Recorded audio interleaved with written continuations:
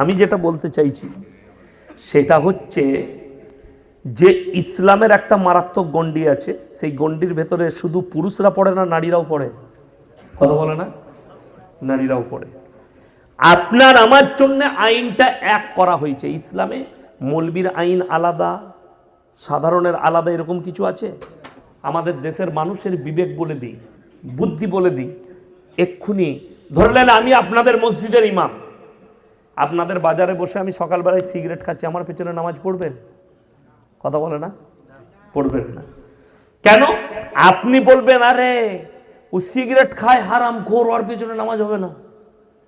আর তুই সিগারেট খেয়ে ইমামের পেছনে কি করে পড়বি বে?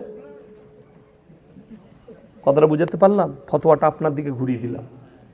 একটা ইমামের জন্য যদি হারাম হয় সিগারেট খাওয়া, তোমার জন্য হালাল কি করে হলো? তোমার বিবেককে জিজ্ঞেস করতে বলছে, আমি হারাম ফতোয়া দিতে আসিনি। জিজ্ঞেস করো, হৃদয়কে জিজ্ঞেস করবেন, অন্য কিছু নয়। ইমাম সাহেব দাড়ি চেঁচে দিয়েছে, ইয়াসিন দাড়ি কেটেছে, বলে তার পেছনে নামাজ হবে না, ইয়াসিন হচ্ছে ফাসেক, দাড়ি কেটেছে, তার পেছনে নামাজ হবে না। আচ্ছা, যে দাড়ি চাঁচছে সেলুনে বসে, তার কি করে ইমামের পেছনে নামাজ হবে? সে কি? আমি বলবো না, আপনি বলেন। নিজেদের বিবেককে জিজ্ঞেস করুন। ওই জন্য আমার কথা তীরের মতো গাঁথা যাবে, কিন্তু আপনি তীরটা বার করবেন, যে মহলমটা লাগাবেন, ইস্তেগফারের মহলম লাগাবেন, যে আমি ভুল করেছি। এইটা হচ্ছে মারাত্মক মহলম। আজকে দেখুন, জলসা নেকির উদ্দেশ্যে আমি গাড়িতে আসছি, ওইখানে দেখছি মেয়েদের জন্য 2টো না 3টে মনোহারি দোকান লেগেছে। ওগুলো কাদের? জলসার না অন্য কোনো মেলা আছে, অনুষ্ঠান আছে গ্রামে? কথা বলে না এরা? জলসার জন্য লাগাইছে। এখন দোকানদাররা শুনলে আমার বিরোধিতা করবে, হুজুর কেন এটা বলছে। আমি বলছি না দোকান লাগাতে পাবেন না, জলসা করলে খাবারের দোকান বসান। একটা চা মানুষ খায়, চায়ের দোকান বসান। মানুষ একটু জিলেবি খাবে, পকোড়া খাবে, বসান। কিন্তু গ্রামে কানুন থাকবে, এলান থাকবে, কোনো মহিলা সেখানে আসতে পাবে না। আমি আপনাদেরকে একটা আশ্চর্য গ্রামের নাম শোনাচ্ছি। ওরকম মেদিনীপুর জেলায় একটা গ্রাম নেই। মেদিনীপুর কেন, পশ্চিমবাংলাতেও খুঁজতে হবে। বিহার, আমার বাড়ি থেকে ধানবাদ কাছে, ওই ধানবাদের কাছে একটা থানা আছে, তার নাম হচ্ছে চন্দন কিয়ারি থানা। সেখানে একটা গ্রাম আছে নডিহা, কমপক্ষে 1000 আলেম হাফেজ আছে গ্রামটাই। আমি জলসা করতে গেলাম আজ থেকে 4 বছর আগে। তো আমি আসরের সময় ঢুকেছি, আমার টাইম ছিল রাত 12টায়, 2টো পর্যন্ত জলসা, শেষ বক্তা আমি। ওই বিকেল 4টা থেকে রাত 2টো পর্যন্ত তাদের গ্রামের রাস্তায় একটা 10 বছরের মেয়েকেও দেখতে পাইনি, 10 বছরের বাচ্চা। আমি যখন আসছি, আপনাদের সব মেয়েগুলো ওইখানে, মুসলমানদের যুবতীগুলো ওই দোকানে সেজে খুঁজে বেরিয়েছে। আমি রাগ করবেন না আমার কথায়, আমি বাস্তব বলছি। ইসলামে নারীদের একটা মর্যাদা দেওয়া হয়েছে। যদি বলেন যে হুজুর জলসাই মেলা বসালে হারাম কেন, আমি তো বলিনি। কোরআন আর হাদিসের নিচড় হচ্ছে পর নারী পর পুরুষ এক কাছে হলে তৃতীয় ব্যক্তি যে আসবে তার নাম হচ্ছে শয়তান। আর কোরআনে আছে ইন্না শাইতানা লিল ইনসানি আদুব্বুম মুবিন, শয়তান হচ্ছে মানুষের প্রকাশ্য একটা দুশমন। আমরা মৌলবীরা নবী কি? নবী নয়।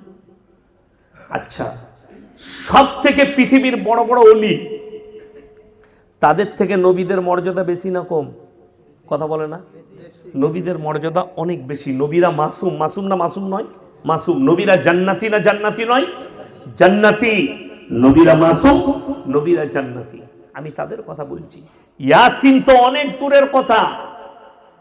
ইউসুফ নবী যখন বাচ্চা ছেলে রাতের অন্ধকারে স্বপ্ন দেখলেন, সকালবেলায় উঠে বাপের কাছে গেল, ইয়াকুব নবীর কাছে গেছেন। সূরা ইউসুফ 1ম পৃষ্ঠা। তিনি তিনার আব্বাজানকে কি বলছেন? ইজ ক্বালা ইউসুফ লিআবিহি ইয়া আবাতি ইন্নী রাআইতু আহাদা আশারা কাওকাবা ওয়াশ শামসা ওয়াল কমারা রাআইতুহুম লি সাজিদিন। হে আমার আব্বা জান, আমি রাতের অন্ধকারে স্বপ্ন দেখলাম, ঘুমাতে ঘুমাতে 11টা নক্ষত্র, চন্দ্র এবং সূর্য আমাকে যেন সিজদা করছে।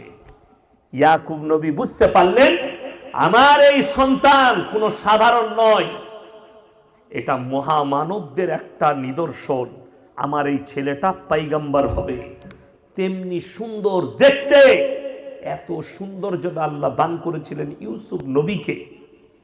চলুন, এই কথা বলার পরে আব্বাজান ইয়াকুব নবী বলছেন, ইন্না শাইতানা লিল ইনসানি আদুব্বুম মুবিন। হে আমার সন্তান ইউসুফ, তুমি তোমার এই স্বপ্নের কথা আর ভাইদিকে জানিও না। শয়তান প্রকাশ্য দুশ্মন। শয়তানের দুশ্মনী কখন শুরু হলো?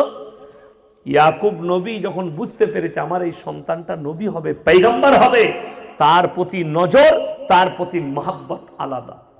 পৃথিবীতে ইমানদারির সঙ্গে বলুন, এমন কোন বাপ আছে যে তার দুটো সন্তান আছে এক চোখে দেখতে পারবে? কথা বলেন। আমি তো নয়, আমার দুটো বিটি। আমার মাঝে মাঝে মনে হয় আমি আমার ছোট বিটিকে বেশি ভালোবেসে ফেলছি। আমার মনে হয় বড়কেও ভালোবাসি, কিন্তু এর ভালোবাসা আলাদা। এখানে যতগুলো বাপ বসে আছেন, আমি ইমানদারির সঙ্গে বলছি, যাদের দুটো সন্তান আছে একটা বাদ দিয়ে, যাদের তিনটে আছে, কেউ বলতে পারবে না আমি তিনজনকে একই রকম ভালোবাসি।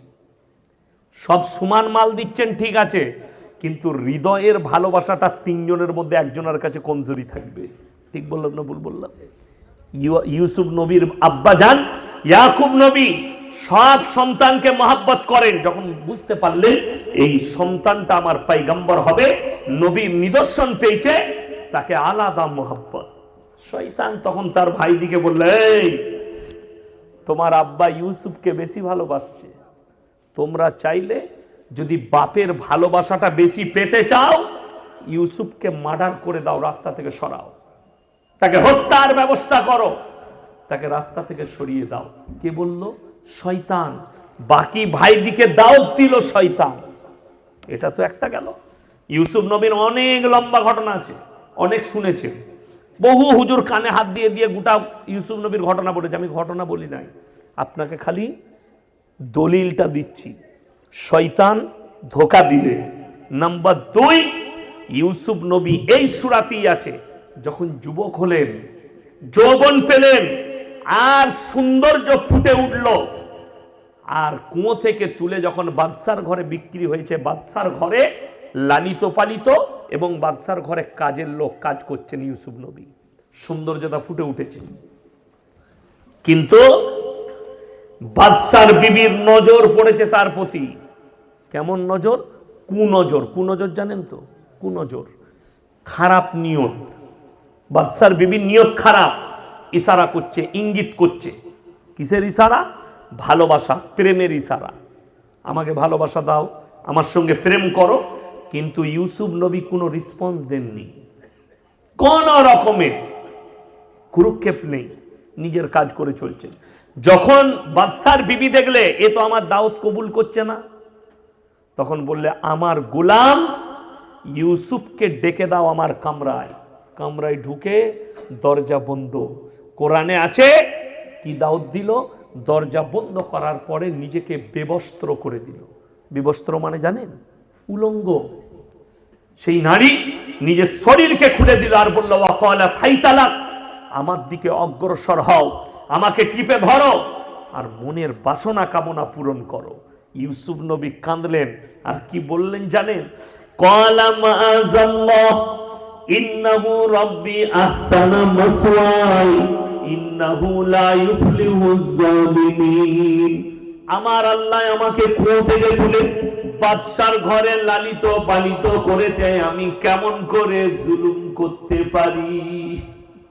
আল্লাহ তুমি এই বদকার নারীর হাত থেকে হেফাজত করো। অপর জায়গায় ইউসুফ নবী নিজের অভিজ্ঞতা বলছেন। কি বলছেন? অভিজ্ঞতা মানে জানেন?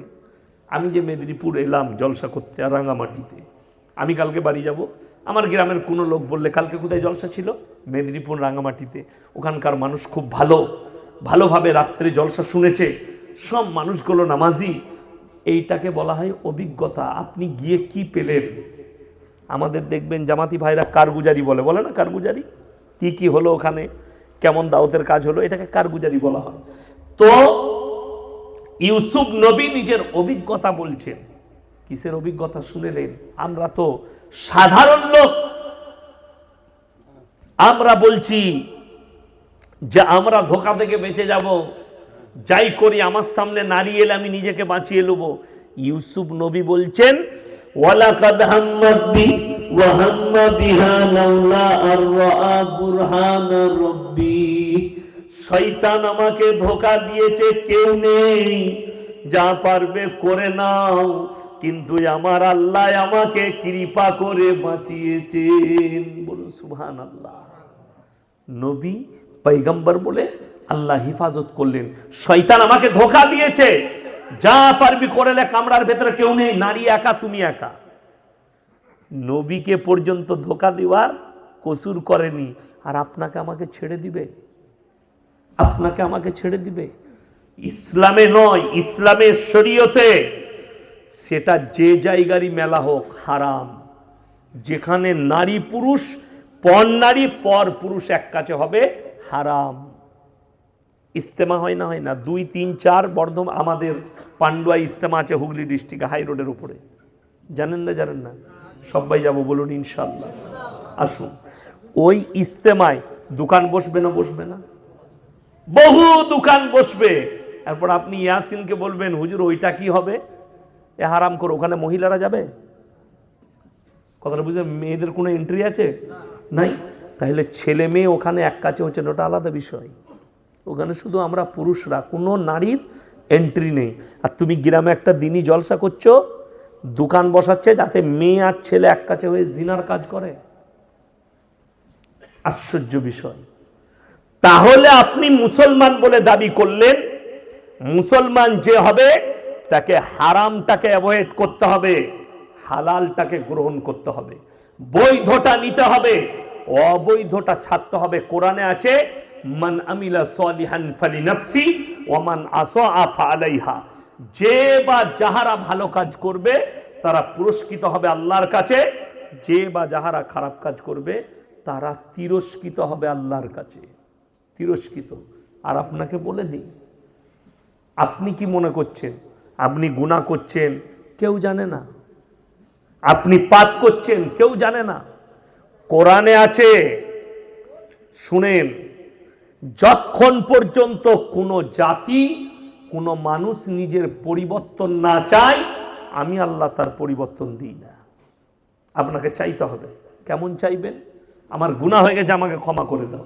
আমাদের দেশের কিছু লোক আছে, সে যত মৌলবীর বয়ান শুনুক, তাকে যদি ফেরেশতা এসে বলে সে মানবে না, সে জিদ করে করে পাপ করে যাবে। আমি করব, মৌলবীরা বলুক, জুম্মায় কত বলবে, জলসায় কত বলবে, তবলিগি ভাইরা কত দাওয়াত দিবে, আমি কারো কথা মানব না, আমি আমার মতো কাজ করে যাব। ইমানদারির সঙ্গে বলুন, হিদায়েতের মালিক কে? আল্লাহ।